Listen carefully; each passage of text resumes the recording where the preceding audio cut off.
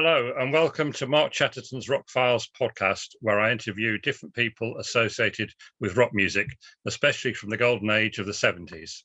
Today, we're going to be looking back to the 1970s to Liverpool, where one particular music venue, namely the Liverpool Stadium, had a big impact on both me and the person I'm interviewing today. The former boxing stadium became a rock music venue for part of the 70s, with both Hawkwind and Barclay James Harvest recording live albums there. Such was the atmosphere of the place.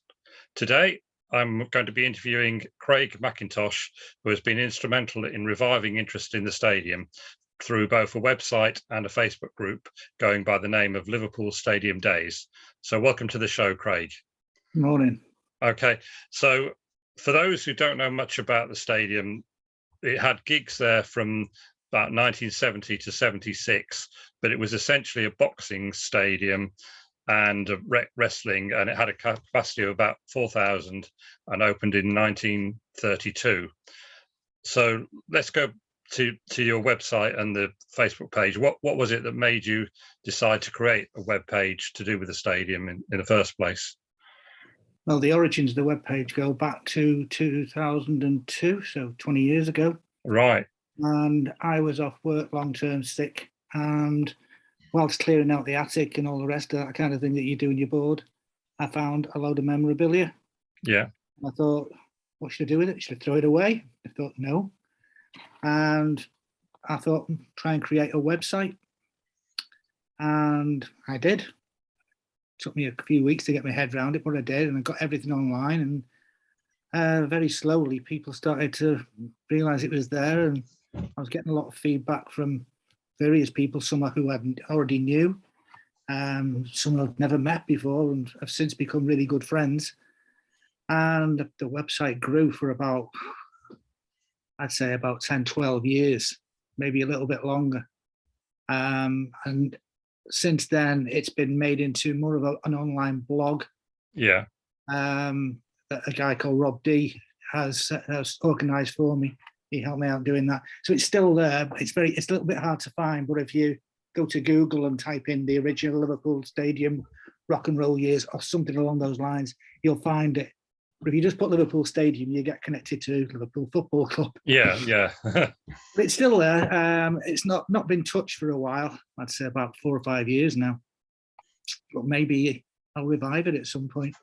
Yeah, because you've got a big list of all the gigs, or most of the gigs that play there. Was that part very hard to find, or did you have to keep a diary or something like that at all? I did have a diary. But it wasn't a diary, it was more like a sheet, for a few sheets of A4 with the gigs listed on it. Some people came to me with various other gigs that I'd missed, which was great. Some people corrected me, which was even better. My memory isn't that good. And I think it's fairly comprehensive. There's probably still a few missing. So if anyone out there has a look at it, please let me know. I'll try and sort it. Okay. And what was the first gig that you went to at the stadium then? That would be Home and Mott the Hoople, 23rd of September 1972, so nearly 50 years ago. yeah, that's right, because it's been 50 years since the first concert. I think the first concert was in the summer of 1970. I know Free played there quite early on. I don't know if you know who was it who played there first of all. Ooh, I'd have to go back to the. No, you have to check the website, but yeah. It was probably Louis Armstrong actually in 1956. Yeah, because I know in the 50s they used it for jazz concerts and classical concerts, and then I think in 1962 Alan Williams, the original manager of the Beatles, he booked a gig there with Eddie Cochran. Rory Storm was on as well. Yeah. And then in 1968, they had this big sort of psychedelic festival with Pink Floyd headlining. But you know that they were the odd things that they had. But I think it was a guy called Roger Eagle who started it all in 1970. Do you know much about him and how he started it at all? Roger, yeah, he came over from Manchester originally. He was DJing the Twisted Wheel, if I'm not wrong. Yeah. Doreen Allen could tell you more about Roger because she worked very closely with him. Yeah. All I can remember about Roger, he's a big guy and he's bark with worse than his bite. He Yeah. was quite a nice bloke, but if you did something wrong, like I know a friend of mine, Clive Little, will have some tales to tell you about him because he used to chase Clive regularly. Yeah. But he was a great bloke. I really liked him. But as I say, if you wanted further information, your best bet is Doreen. Yeah. She knows all. Yeah, because Doreen, you was one of the people who sort of helped in the bar or cafe or whatever there. She used to That's make right. the bookies, and she used to ferry the bands around various places. I think she met just about everybody in rock music from those days and beyond. Yeah, because in many ways it was almost a rival to the Liverpool Empire, which was sort of like the main venue for rock music. But what would you say?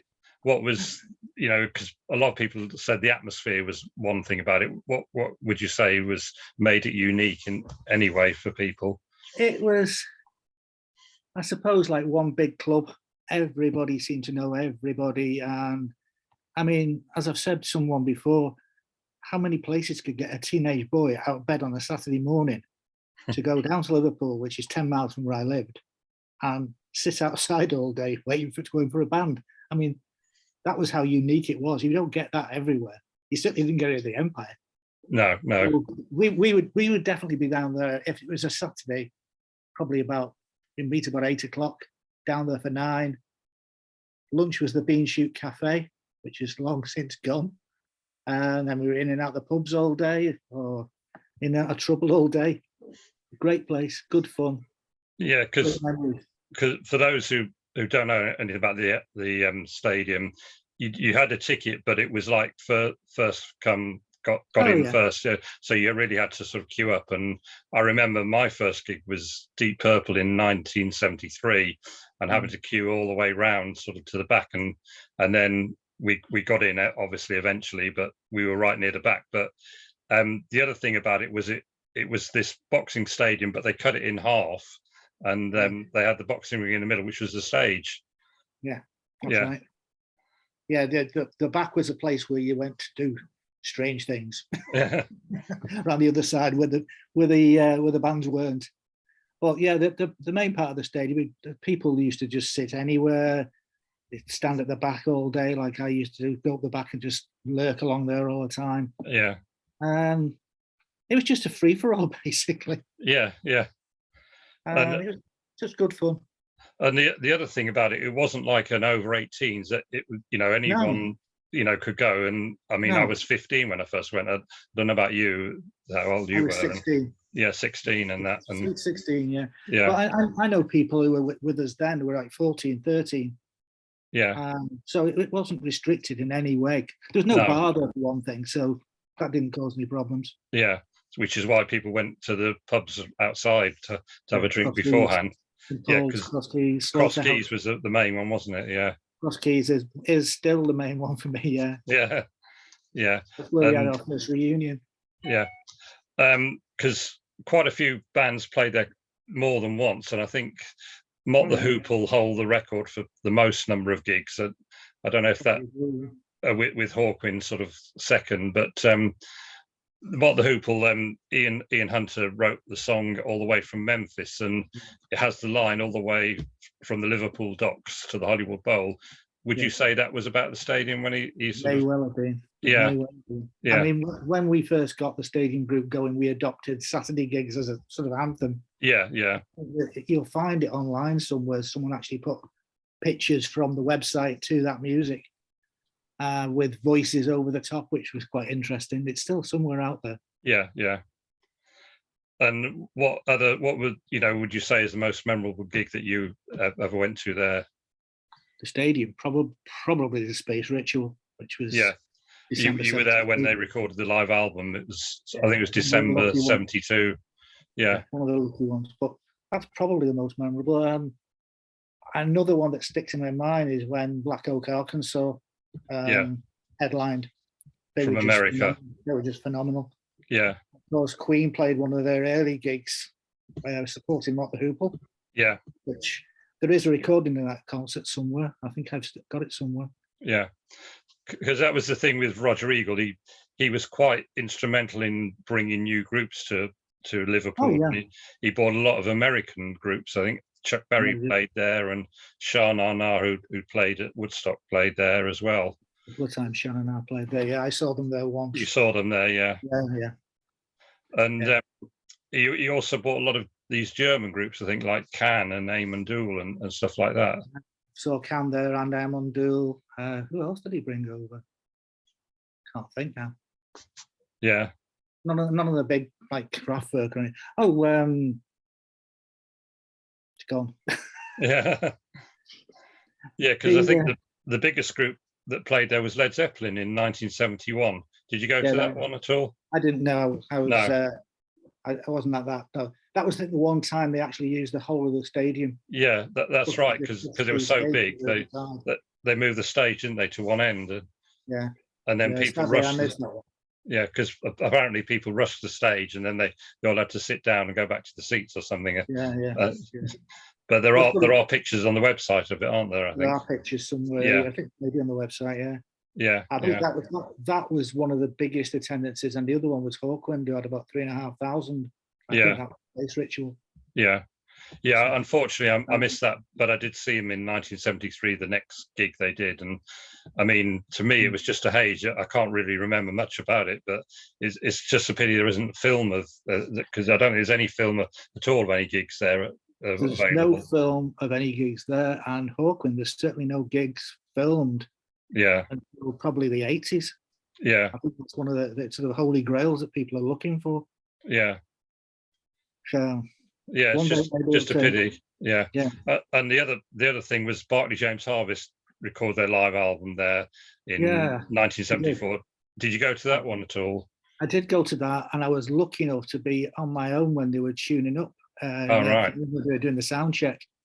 There probably had roadies and other people around, but I was certainly just sitting in the corner on my own. I don't know how I got in, I can't remember. But I was lucky enough to see them sort of do the warm-up. Yeah. But I was in there as well when they actually recorded it. Yeah, because I was lucky enough to get on the front row, such that was that I'd learned how to sort of sneak in with and just sort of mingle with people. But I can remember that pretty well. I was right in front of Wooly Wolstenholme, and they did the encore of obviously Mockingbird, which was their most well-known hit at the time, and that was quite magical to be on a live album, and obviously you are as well. Yeah, somewhere. I can't remember where I was for the actual gig, but I just remember sitting on my own, was watching them. There was nobody else in the place I could see. Yeah, but I don't remember the actual gig. Because I understand that you could actually get to the dressing rooms to see the artists from time to time. Sometimes you could, yeah. So who did you manage to sneak in to see? I was lucky enough to get into Curve Durr's dressing room. Yeah. Because Eddie Jobson actually invited me. All right. The reason being, he was in the Keys beforehand, sitting there with, I don't know, some roadies maybe. I can't remember who he was with. But I remember marching in and seeing him and going, hang on, you're Eddie Jobson. You're only 17. What are you doing in here? He took it in good part, and he invited me up, and we had a chat, and I met Sonia and all the rest of the band, which was really nice. Oh, that's good. Yeah. The other one I met, there's a few of us in a cafe before a Gong gig, and Steve Hillage and Mickette Growdy were in there, and he invited us back to the dressing room. So we had a high time with David Allen and all the rest of them for that gig. The other one I remember was Rory Gallagher. Yeah, because he was a big favourite, wasn't he? Yeah, I don't know how I got up there for that one, but I just remember meeting him, getting his autograph, and coming away quickly. I don't know. That's good. Yeah. I can't remember anybody else I managed to get in the dressing room for. They were the main ones, anyway. Yeah, because I know one or two fans sort of got helping out being roadies from time to time as well. Oh yeah. Arthur Brown was one. When Kingdom Come came over, we were around the back when they arrived, and he was sort of getting us all to carry bits of his equipment in there. Yeah. He's carrying giant spiders and syringes and God knows what. But yeah, that was entertaining. Yeah. And troubles on the trouble side, there wasn't sort of that many problems. I know that I think when Slay played, there was a lot of seats got destroyed and stuff like that. I mean, can you remember anything like that at all? Dr. Feelgood gig, the whole place got destroyed. Yeah. The front seats went. Mm. Then there was the problem, the Thin Lizzy gig with the young girl getting raped. That was 1976, wasn't it? Yeah. Yeah. And the Road Rats biker gang were a bit of a problem at times. They did cause a bit of trouble, not a lot, No, no. but generally it was just good fun. Yeah. Because I mean, I've heard, I don't know how true it is, that the Slade single "Come On Feel the Noise" was inspired by the crowd at the stadium. I don't know if you heard that at all. I've never heard that one before. Yeah, No. yeah, I know I read it I think somewhere. Yeah. Dave Hill broke his ankle falling off the stage. Yeah, that's right. That was a notable incident, wasn't it? Yeah, Yeah. yeah. And AC/DC played some of their early gigs there as well, didn't they? Yeah, I think I saw them twice, maybe twice at least. Yeah, yeah, under £1 to see AC/DC. I mean, come on. yeah. Probably next time they come around, it'll be £100.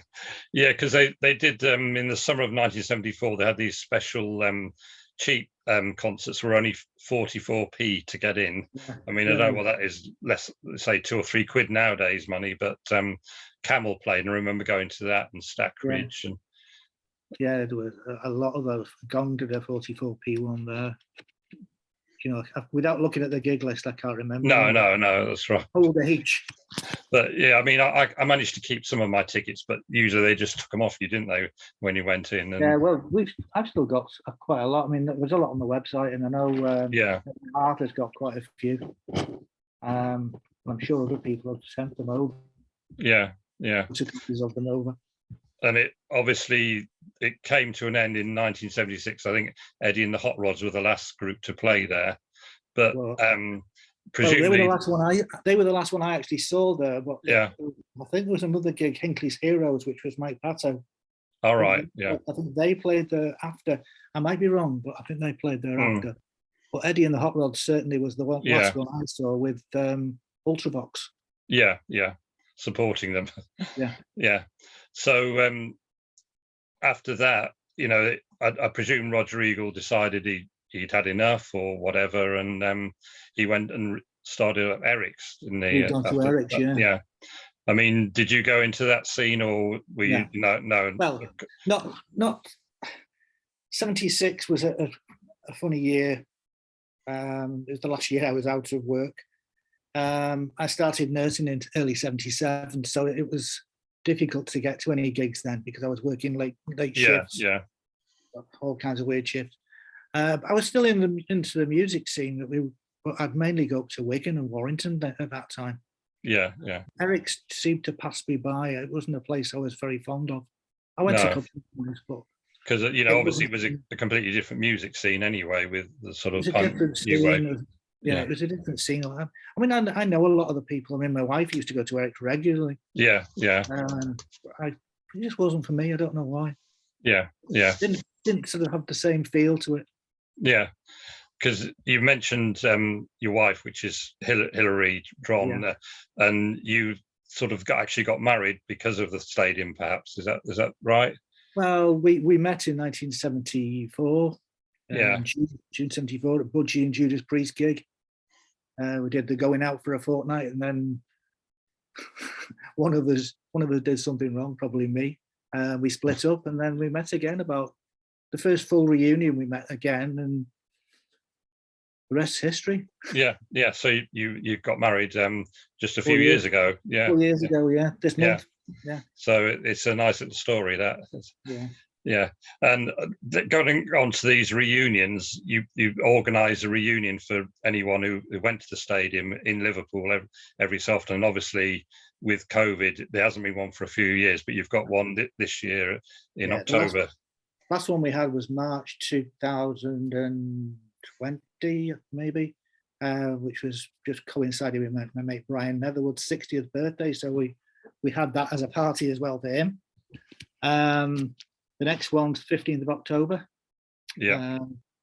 Venue to be decided, but I put it up as an event yesterday, and there's already 20 people signed up to go. There's another 14 saying they might go.